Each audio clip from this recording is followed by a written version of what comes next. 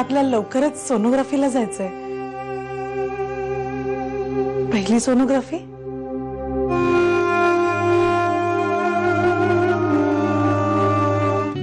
अरे आशूला घरात दिवसभर कंटाळा येतो ना, त्यावर उपाय म्हणून नमिताने असं ठरवलं की तिने दादाच्या ऑफिस मध्ये काम करावं. Great, perfect. मग तुला आत्याचं म्हणणं सांगितलं ना मी. हा, ते विस्तवाजवळ लोणी वगैरे.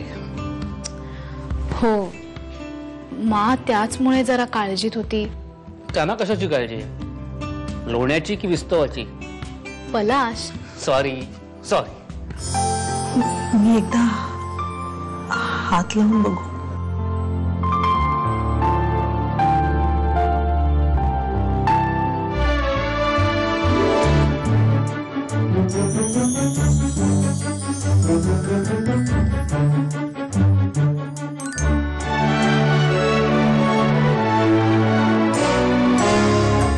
अगं पण त्या मुलीमुळेच जे काय नातू नात जे काय नातवंड आहे ते आपल्याला बघायला मिळणार आहे ना. अगं किती चांगली मुलगी आहे ती. केवळ परिस्थितीच्या कात्रीत अडकल्यामुळे तिने हा निर्णय घेतलाय.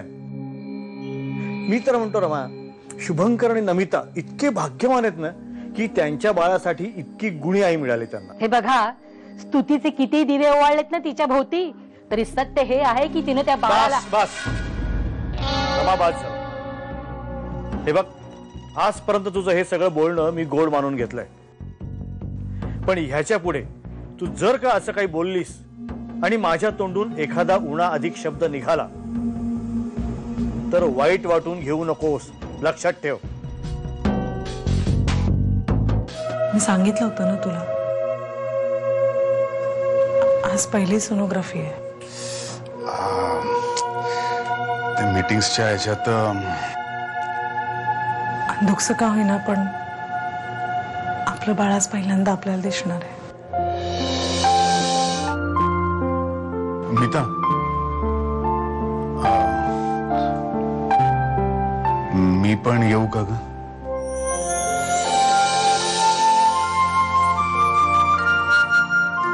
अरे पण तुझ्या मीटिंग्स आहेत ना आज. मी बघेन त्याचं, you don't worry.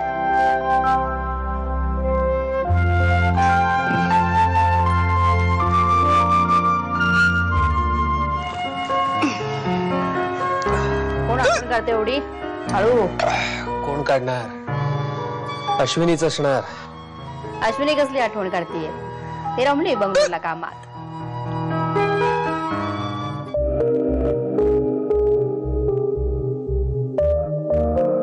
Namita, he sonography आपण बाळाची हेल्थ बघण्यासाठी करतोय. ऑफकोर्स मीरा. हे बघ, आम्हाला मुलगा आहे की मुलगी हे अजिबात जाणून घ्यायचं नाहीये.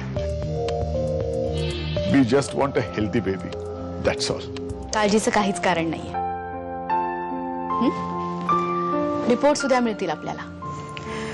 मीरा, पण मला हे सगळं नीट समजावून सांगशील? सांगते.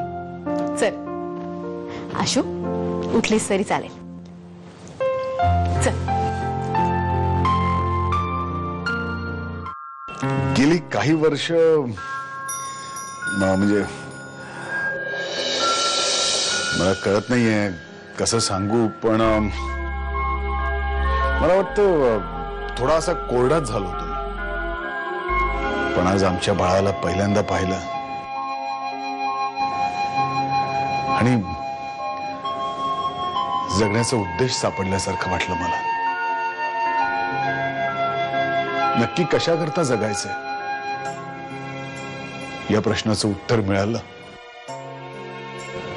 असं वाटलं. अँड हे सगळं फिलिंग्स आहे ना, ते खरंच खूप ग्रेट आहे.